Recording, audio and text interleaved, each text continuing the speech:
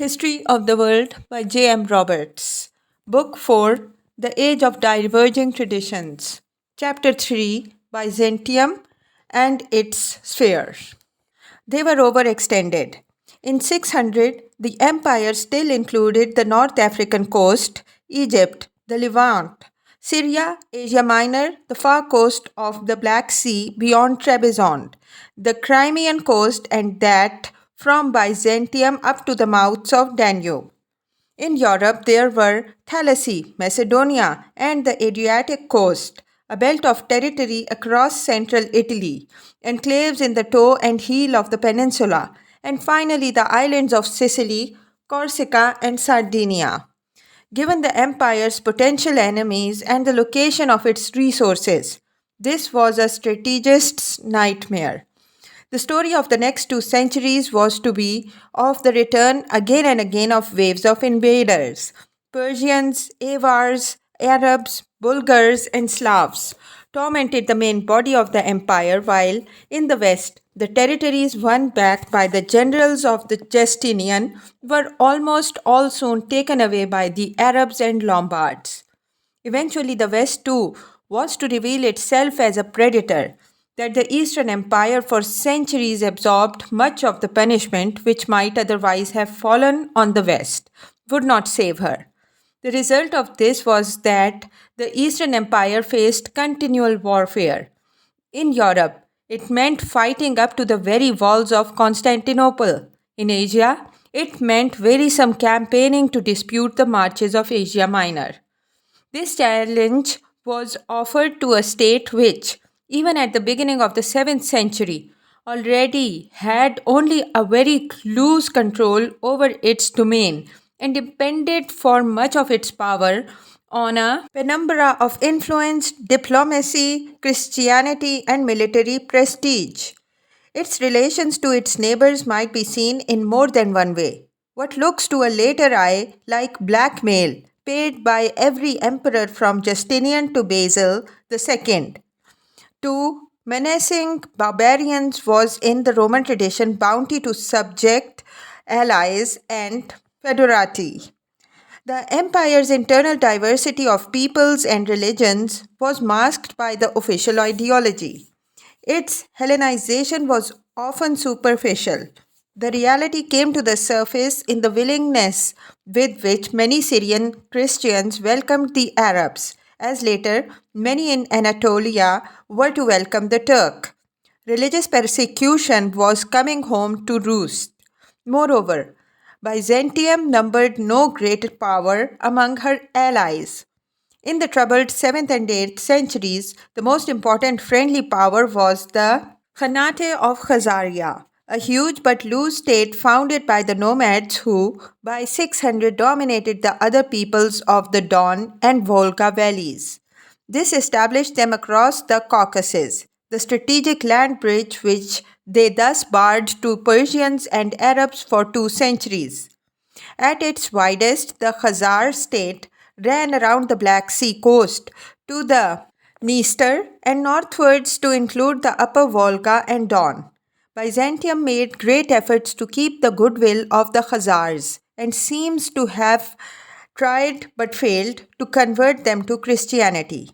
What happened exactly is a mystery, but the Khazar leaders, while tolerating Christianity and several other cults, were apparently converted to Judaism in about 740, possibly as a result of Jewish immigration from Persia after the Arab conquest, and probably as a conscious act of diplomacy.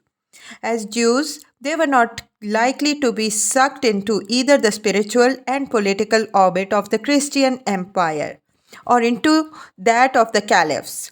Instead, they enjoyed diplomatic relations and trade with both.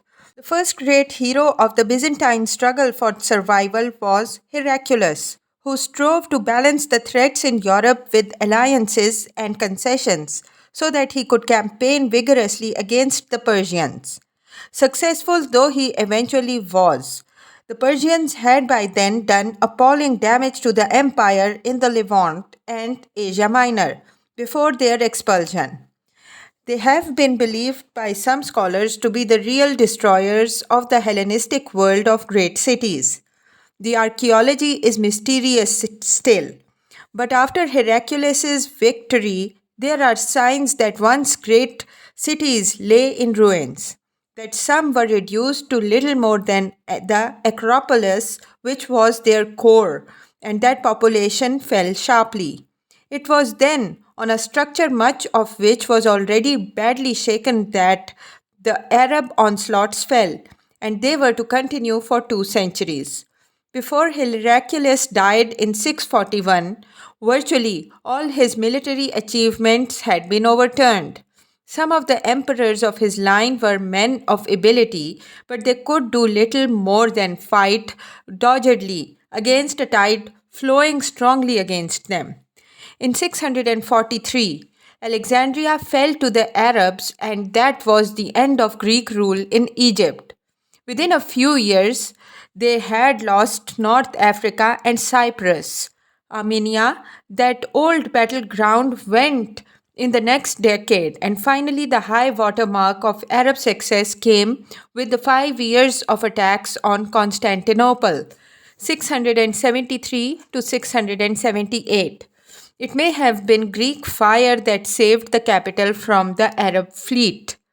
Before this, in spite of a personal visit by the emperor to Italy, no progress had been made in recovering the Italian and Sicilian lands taken by Arabs and Lombards. And so the century went on with yet another menace appearing in its last quarter as Slavs pressed down into Macedonia and Thrace, and another race, the Bulgars, themselves one day to be Slavicized, crossed the Danube. The century ended with a revolt in the army and the replacement of one emperor by another. All the symptoms suggested that the Eastern Empire would undergo the fate of the West, the imperial office becoming the prize of the soldiers. A succession of beastly or incompetent emperors at the beginning of the 8th century let the Bulgars come to the gates of Constantinople and finally brought about a second siege of the capital by the Arabs in 717. But this was a true turning point, though it was not to be the last Arab appearance in the Bosphorus. In 717, they had already come to the throne, one of the greatest Byzantine emperors, the Anatolian Leo III. He was a provincial official who had successfully resisted Arab attacks on his territory and who had come to the capital to defend it and force the emperor's abdication. His own elevation to the purple followed and was both popular and warmly welcomed by the clergy. This was the foundation of Isaurian dynasty, so called from their place of origin. It was an indication of the way in which the elites of the Eastern Roman Empire were gradually transformed into those of Byzantium, an oriental monarchy. The 8th century brought the beginning of a period of recovery, though with setbacks. Leo himself cleared Anatolia of the Arabs, and his son pushed back the frontiers to those of Syria, Mesopotamia, and Armenia. From this time, the frontiers with the Caliphate had rather more stability than hitherto, although each campaigning season brought border raids and skirmishes. From this achievement, in part attributable of course to the relative decline in Arab power, opened out a new period of progress and expansion, which lasted until the early 11th century. In the West, little could be done. Ravenna was lost, and only a few toeholds remained in Italy and Sicily. But in the East, the empire expanded again from the base of Thrace and Asia Minor, which was its heart. A chain of themes or administrative districts was established along the fringe of the Balkan Peninsula. Apart from them, the empire had no foothold there for 2 centuries. In the 10th century, Cyprus, Crete, and Antioch were all recovered. Byzantine forces at one time crossed the Euphrates, and the struggle for the north of Syria and the Taurus continued. The position in Georgia and Armenia was improved. In Eastern Europe and the Bulgar threat was finally contained after reaching its peak at the beginning of the 10th century, when the Bulgars had already been converted to Christianity. Basil II, who had gone down in history as Bulgaroctonus, the slayer of the Bulgars, finally destroyed their power in a great battle in 1014, which he followed up by blinding 15,000 of his prisoners and sending them home to encourage their countrymen. The Bulgar ruler is said to have died of shock. Within a few years, Bulgaria was a Byzantine province, though it was never to be successfully absorbed. Shortly afterwards, the last conquests of Byzantium were made when Armenia passed under its rule. The overall story of these centuries is therefore one of advance and recovery. It was also one of the great periods of Byzantine culture. Politically, there was an improvement in the domestic affairs in that, by and large, the dynastic principle was observed between 820 and 1025. The Isaurian dynasty had ended badly, with an empress being followed by a series of short reigns and irregular successions until Michael II, the founder of the Phrygian dynasty, succeeded a murdered emperor in 820. His house was replaced in 867 by the Macedonian dynasty, under whom Byzantium reached its summit of success. Where there were minorities, the device of a co emperor was adopted to preserve the dynastic principle. One major source of division and difficulty for the empire in the early part of this period was, as so often before, religion. This plagued the empire and held back its recovery because it was so often tangled with political and local issues. The outstanding example was a controversy which embittered feelings for over a century, the campaign of the iconoclasts. The depicting of the saints, the Blessed Virgin, and God Himself had come to be one of the great devices of Orthodox Christianity for focusing devotion and teaching. In late antiquity, such images or icons had a place in the West too, but to this day, they occupy a special place in Orthodox churches where they are displayed in shrines and on special screens to be venerated and contemplated by the believer. They are much more than mere decoration, for their arrangement conveys the teachings of the church and, as one authority has said, provides a point of meeting between heaven and earth, where the faithful amid the icons can feel surrounded by the whole invisible church, by the departed, the saints, and the angels, and Christ and his mother themselves. It is hardly surprising that something concentrating religious emotion so intensely should have led in paint or mosaic to some of the highest achievements of Byzantine art. Icons had become prominent in Eastern churches by the 6th century. Therefore, followed 2 centuries of respect for them and in many places a growing popular devotion to them. But then their use came to be questioned. Interestingly, this happened just after the Caliphate had mounted a campaign against the use of images in Islam. But it cannot be inferred that the iconoclasts took their ideas from Muslims. The critics of the icons claimed that they were idols, perverting the worship due to God towards the creation of men. They demanded their destruction or expunging and set to work with a will with whitewash brush and hammer. Leo III favored such men. There is still much that is mysterious about the reason why imperial authority was thrown behind the iconoclasts, but Leo acted on the advice of bishops, and Arab invasions and volcanic eruptions were no doubt held to indicate God's disfavor. In 730, therefore, an edict forbade the use of images in public worship. A persecution of those who resisted followed. Enforcement was always more marked at Constantinople than in the provinces. The movement reached its peak under Constantine V and was ratified by a council of bishops in 754. Persecution became fiercer, and there were martyrs, particularly among monks, who usually defended icons more vigorously than did the secular clergy. But iconoclasm was always dependent on imperial support. There were ebbings and flowings in the next century. Under Leo IV and Irene, his widow, persecution was relaxed and the iconophiles, lovers of icons, recovered ground, though this was followed by renewed persecution. Only in 843, on the first Sunday of Lent, a day still celebrated as the feast of orthodoxy in the Eastern Church, were the icons finally restored. What was the meaning of this strange episode?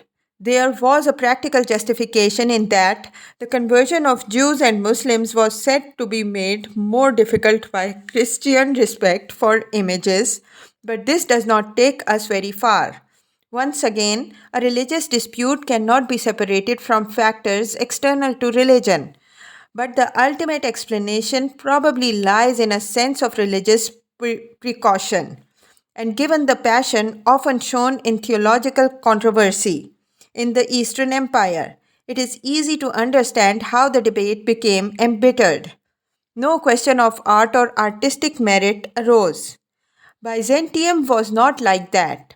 What was at stake was the feeling of reformers that the Greeks were falling into idolatry in the extremity of their relatively recent devotion to icons, and that the Arabs' disasters were the first rumblings of God's thunder. A pious king, as in the Israel of the Old Testament, could yet save the people from the consequences of sin by breaking the idols. This was easier in that the process suited the mentalities of a faith which felt itself at bay. It was notable that iconoclasm was particularly strong in the army. Another fact which is suggestive is that icons had often represented local saints and holy men. They were replaced by the uniting, simplifying symbols and pictures of Eucharist and cross. And this says something about a new, monolithic quality in Byzantine religion and society from the 8th century onwards. Finally, iconoclasm was also in part an angry response to a tide which had long flowed in the favor of the monks, who gave such prominence to icons in their teaching, as well as a prudent step towards placating an angry God. Therefore, iconoclasm represented a reaction of centralized authority, that of emperor and bishops, against local pieties, the independence of cities and monasteries, and the cults of holy men. Iconoclasm offended many in the Western Church, but it showed more clearly than anything yet how far Orthodoxy was now from Latin Christianity. The Western Church had been moving too, as Latin culture was taken over by the Germanic peoples. It drifted away in spirit from the churches of the Greek East. The iconoclast synod of bishops had been an affront to the papacy, which had already condemned Leo's supporters.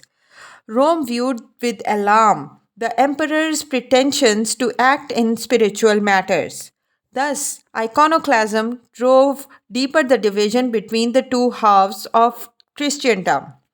Cultural differentiation had now spread very far. Not surprisingly, when it could take 2 months by sea to go from Byzantium to Italy, and by land, a wedge of Slav people soon stood between the two languages.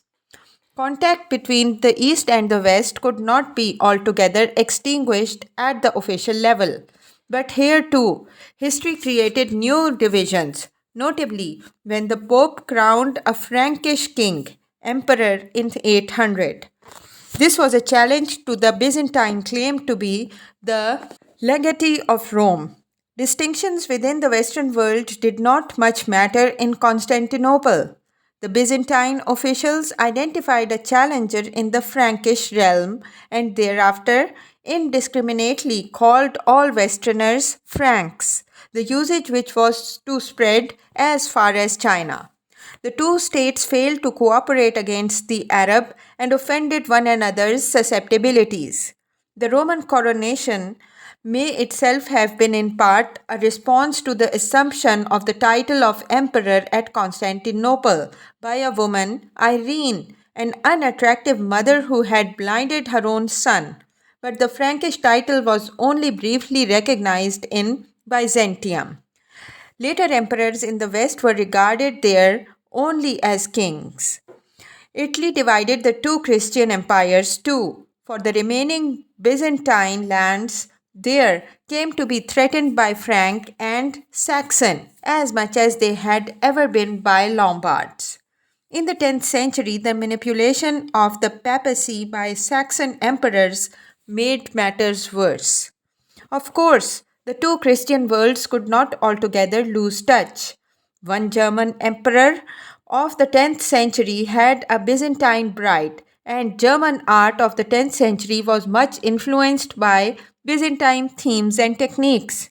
But it was just the difference of the two cultural worlds that made such contacts fruitful, and as the centuries went by, the difference between them became more and more palpable. The old aristocratic families of Byzantium were replaced gradually by others drawn from Anatolian and Armenian stocks. Above all, there was the unique splendor and complication of the life of the imperial city itself, where religious and secular worlds seemed completely to interpenetrate one another. The calendar of the Christian year was inseparable from that of the court. Together, they set the rhythms of an immense theatrical spectacle in which the rituals of both church and state displayed to the people the majesty of the empire. There was some secular art, but the art constantly before men's eyes was overwhelmingly religious. Even in the worst times, it had a continuing vigor, expressing the greatness and omnipresence of God, whose vice regent was the emperor. Ritualism sustained the rigid etiquette of the court, about which there proliferated the characteristic evils of intrigue and conspiracy. The public appearance of even the Christian emperor could be like that of the deity in a mystery cult, preceded by the raising of several curtains from behind which he dramatically emerged. This was the apex of an astonishing civilization, which showed half the world for perhaps half a millennium. What true empire was.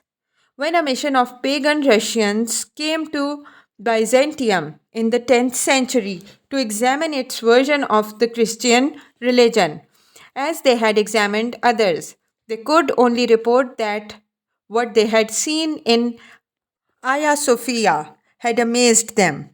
There, God dwells among men, they said. What was happening at the base of the empire, on the other hand, is not easy to say. There are strong indications that population fell in the 7th and 8th centuries. This may be connected both with the disruptions of war and with plague. At the same time, there was little new building in the provincial cities and the circulation of the coinage diminished. All these things suggest a flagging economy, as does more and more interference with it by the state.